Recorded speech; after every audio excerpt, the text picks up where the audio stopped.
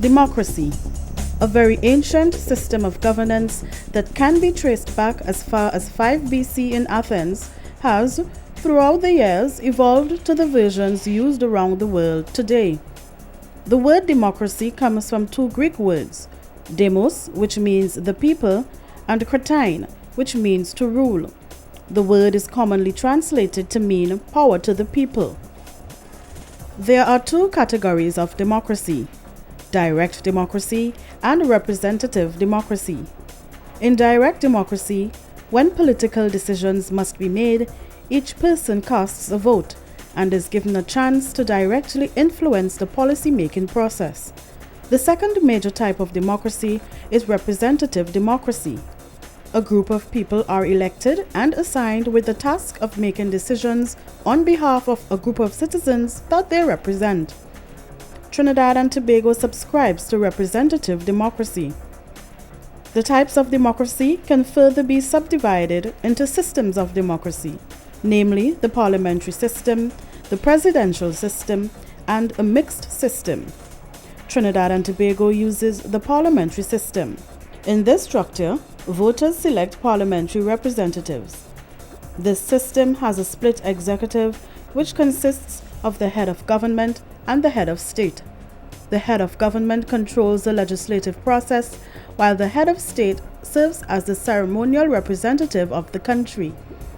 Throughout the world, there are more parliamentary systems than presidential democracies. For the 2016 International Day of Democracy, the Parliament Channel decided to explore relationships between youth involvement in Parliament, the Sustainable Development Goals, and the future of democracy.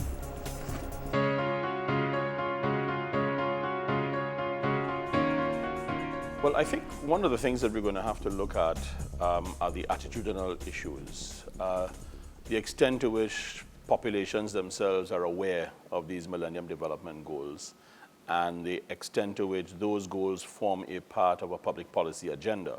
So it's a bit of a two-way street. The policymakers, on the one hand, the extent to which they're being guided by those goals, and on the other hand, the extent to which the population is aware of those goals. So I think that there's a public education gap that needs to be filled at two levels, one with the policymakers and two with the wider population. So for that to happen, I think the two have to come together.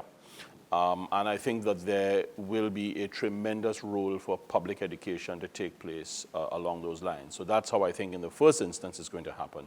One of the first challenges we face is that these UN agreements are seldom discussed in Parliament or discussed with the wider population. Our leaders or their representatives sign these agreements, but then there is little effort to roll this out to the wider population. And I think it's a pity because the agenda, the 2030 agenda, is quite an interesting document. It includes many developmental related issues. It includes issues related to good governance, to climate change, to equity and equality, to vulnerable groups, to so many issues that affect us. In the second instance, you're going to need some kind of institutional adjustment. I know that the Parliament of Trinidad and Tobago has changed its standing orders and has a number of committees, joint select committees, that are able to investigate a number of aspects of public life. And that is a very positive development that to some extent is moving in the direction of the development goals. But I think that we are still some distance away, having regard to the size of the Parliament and the extent to which you have members of committees who are also ministers of government. That does create some difficulty because ministers of government obviously have ministerial responsibilities and also come from one particular side of the House. And that means that they would be unlikely to speak as freely as they would like. And the same would apply to those who are backbenchers, who belong to a party caucus and are directed in many respects by the decisions made in that caucus. And they also mention support that the international organizations are willing to give countries such as our small island developing states support in terms of strengthening our data collection systems, or the kinds of aid that countries are willing to give. And I think that there needs to be a much more robust discussion of these kinds of agreements to which our government are a signatory. So we understand it in the context of the cut and thrust of politics. And what I think will have to happen is how do we adjust our politics to accommodate an agenda such as that, as outlined in these Millennium Development Goals, that will require some cross-party activity. I think, first of all, we need a broader understanding of democracy. For many persons, democracy is basically voting every 5 years. But we need more than that. And we also need democracy to be rolled down to other levels. Now, what I find is that the party system could be very divisive in many of our societies, and often these party divisions roll right down to village, community. Of course, they're there in the local government level.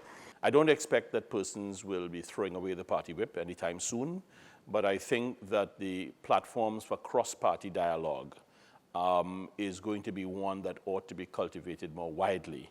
And that perhaps is something that can take place where we look at debates in the House and the format of those debates, the restrictions placed on those debates, the kinds of activities that take place in committees of Parliament, and the extent to which those committees are able to engage in the kind of investigation and have the kind of output that would allow them to be as effective as they could be, having regard to those development goals.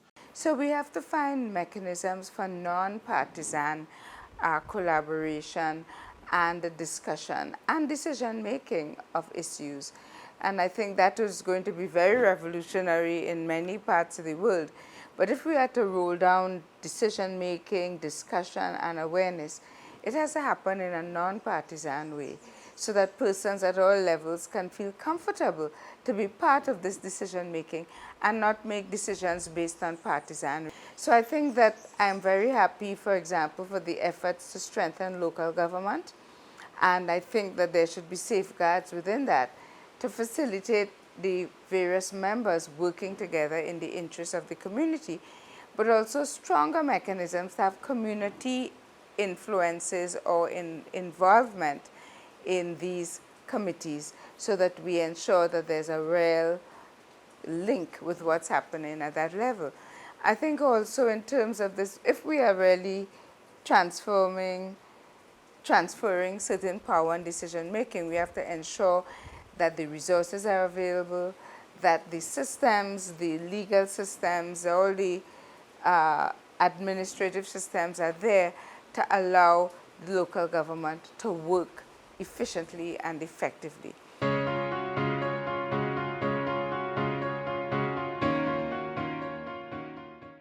The Parliament of Trinidad and Tobago has made significant strides in ensuring youth participation in democracy. Firstly, the Parliament has established a youth parliamentary debate where students of sixth form, that's upper and lower sixth form, are given the opportunity to voice their opinion on matters of public importance. Various matters. The students are also given training on parliamentary practice and procedure and debating skills and protocol and different areas of training. Madam Speaker, I must say that I am completely appalled at the fact that the opposition is debating this motion. Debating a motion of a practice that was abolished almost 13 years ago. I think that in the past we've had youth parliaments, which is very interesting, but I think that's only the start. I think real youth participation has to do with the preparation that those young people have received through the education system, through the systems of learning outside of the classroom. And I think despite the millions that we have spent on education, that depth, that breadth, to really make our students aware of what's happening in the world, aware, for example, of the 2030 agenda, to have issues related to ethics, good governance, the history of Trinidad and Tobago, its geography, regional issues, CARICOM, OECS, ACS, etc. We need a lot more education of our population in general, as well as our young people, if they are to make a significant input into democracy. In other words, I think democracy is not just a matter of numbers. It's not just a quantitative matter. It's a qualitative matter. Actually, I myself have been a youth parliamentarian, the 5th edition of the Youth Parliamentary Debate. This particular parliamentary debate was very interesting. Students were given the opportunity to sit 2 sittings of the debate. One actually was the adoption of the report. So you see significant strides going forward with that initiative. Secondly, the Parliament has instituted something called the Parliamentary Pages program, where students coming out of secondary school are given the opportunity to work at the Parliament in various administrative roles. Also, graduate level students out of university are given the opportunity to be parliamentary interns.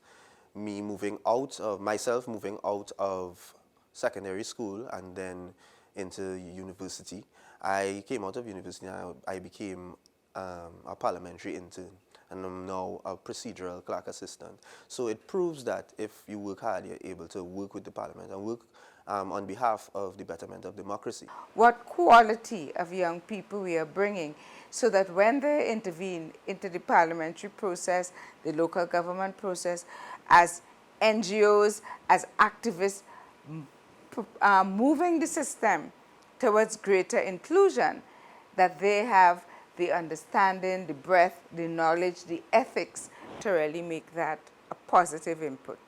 Parliament has its own outreach program. Students are given loads of information from the presiding officers and procedural clerks on parliamentary practice and procedure, and different constituency issues have been aired by the youth who present themselves at these events. So the Parliament of Trinidad and Tobago has made significant strides and continue to. I think there's a restructuring of the outreach program, which may focus on the sustainable development goals, and also the Parliament of Trinidad and Tobago may want to partner with the Commonwealth Parliamentary Association and their roadshow that they do.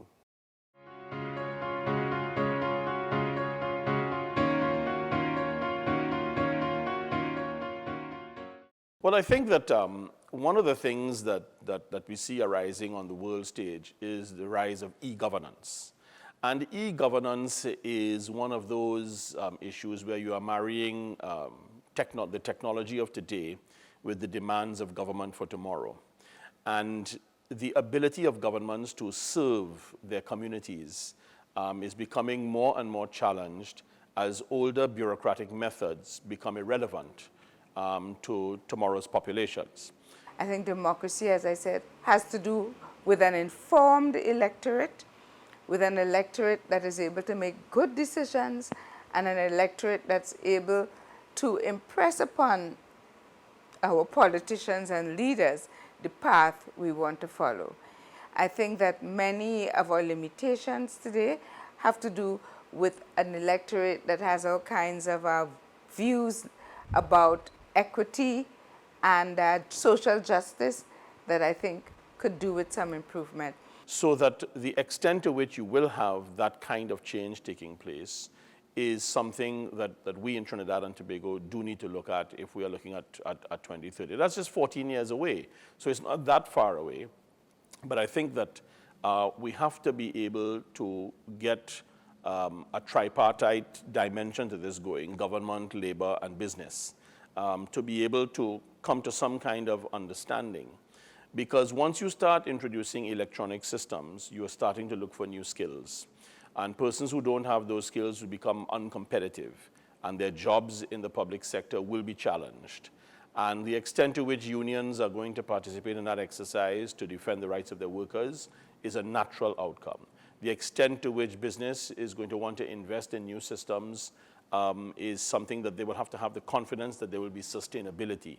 And the extent to which governments will want to move the needle where that is concerned is going to be a function of, one, the desirability for such change, and two, the political acceptability of such change and its possible fallout. We want an electorate that understands the need for human rights and is aware of the human rights agenda and is willing to support human rights interventions in Parliament.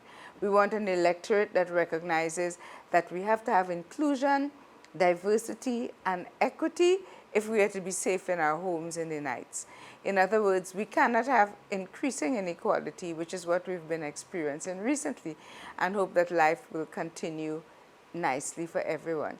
So at the same time that we move on the legislative front, as we try to improve the organs of Parliament, and also I'm very happy to see the efforts of, for example, the parliamentary channel in reaching out to the population. A lot more has to be done in terms of integrating broader knowledge, understanding of the matters, of the issues that matter. Electronic voting, I'm not so sure. I think that our society is riddled with a lot of mistrust and suspicion about the processes that we have right now, which are paper-based and very archaic. And I don't know that we are ready to make that move unless we're going to have some foolproof methodology. I think that there are a number of trends going on. The world's largest democracy is moving in a direction of having no photo ID for voting. And we absolutely demand that you must have photo ID for voting. So there are different political cultures. And I think on the issue of political culture, that's where it's going to come down. So I don't see us moving too much in the direction of e-voting in our process. There's too much suspicion.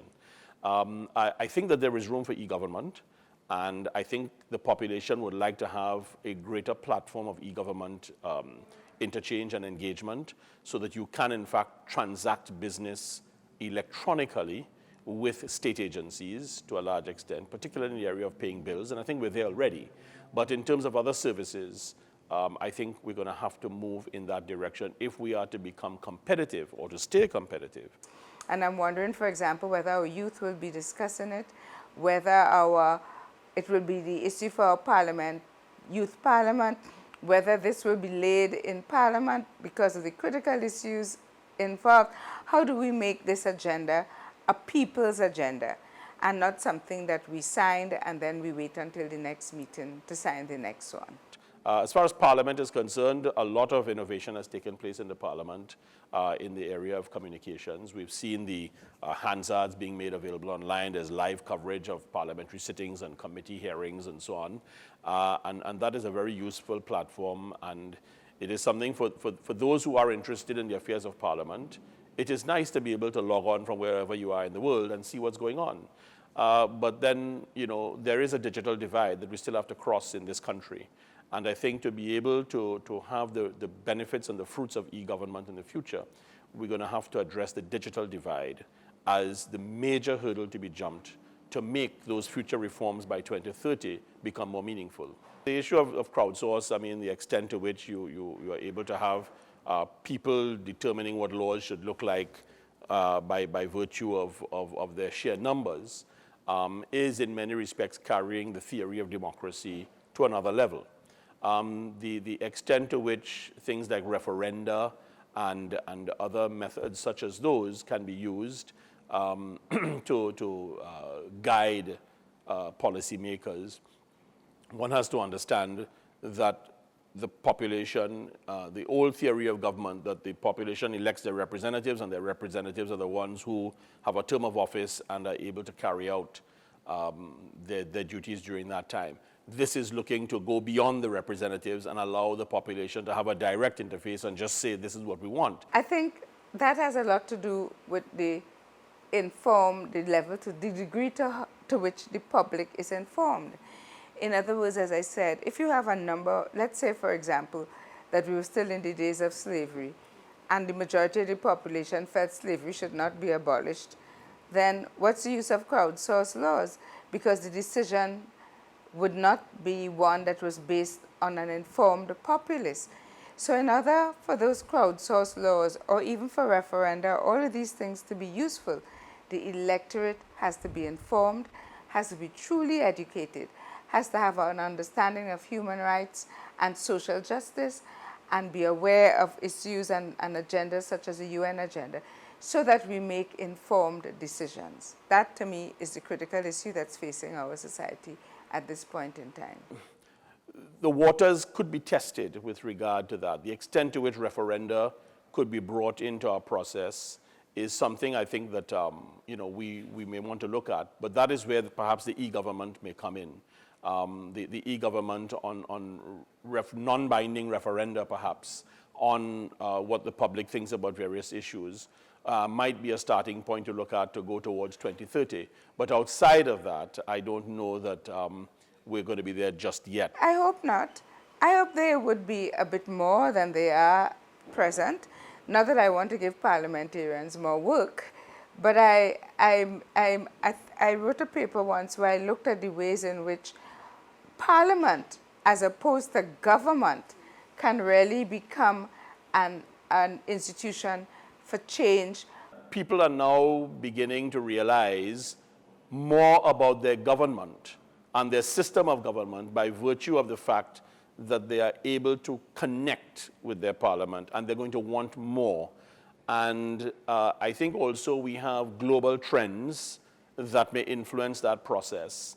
And I think also we're becoming a society that is more and more conscious about human rights and the role of human rights in our lives, which is one of the big goals of the MDGs. And I think that if we look at marrying human rights with the role of Parliament, I think that we're going to see the profile of Parliament rising. For example, in a paper I wrote once, I noted how, for example, parliamentary caucuses, parliamentary committees, focusing on specific areas, have been very important. These would be bipartisan committees working on some critical issues, have been very useful in other parts of the Commonwealth, for example.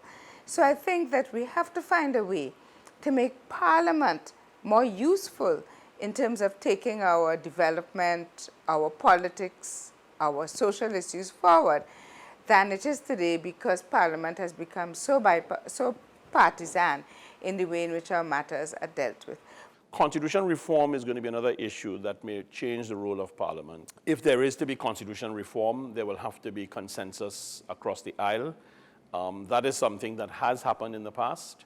The extent to which both sides of the aisle will embrace the need to make further changes in the future is going to be the product of cross-party discussions.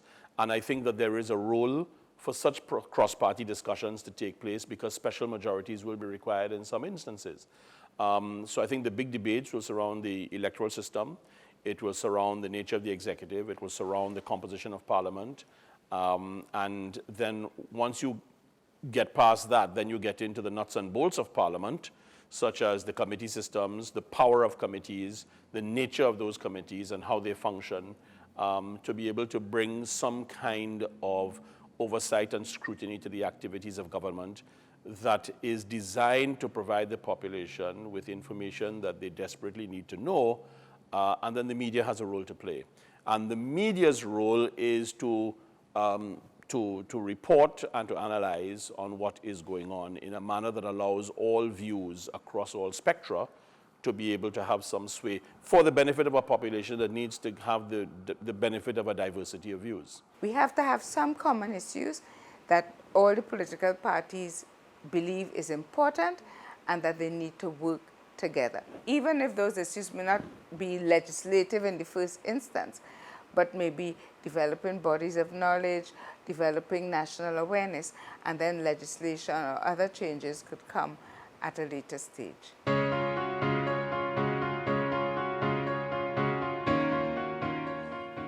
The Parliament of Trinidad and Tobago still has, as with other parliaments, still has a lot of room for improvement. I think we can look at a permanent youth parliament and not just a youth parliamentary debate. It would give the youth the ability to consistently voice their opinion on urgent matters of public importance and matters that affect the youth in particular. Also, the Parliament has secured a considerable social media presence, yeah, on Facebook, Instagram, even Twitter. And that is keeping in touch with the youth. But I think the content on that website could be tailored more to the youth of Trinidad and Tobago. And the world, because the world it has been proven, that the world looks on at what we do here. So I would really like to see greater involvement of the community in decision making, including the disadvantaged groups, the vulnerable groups in the society, but we also have to have clear processes for this to take place. But I recall when President Obama won his second election in 2012, on the night of his victory, he said that democracy is a noisy process.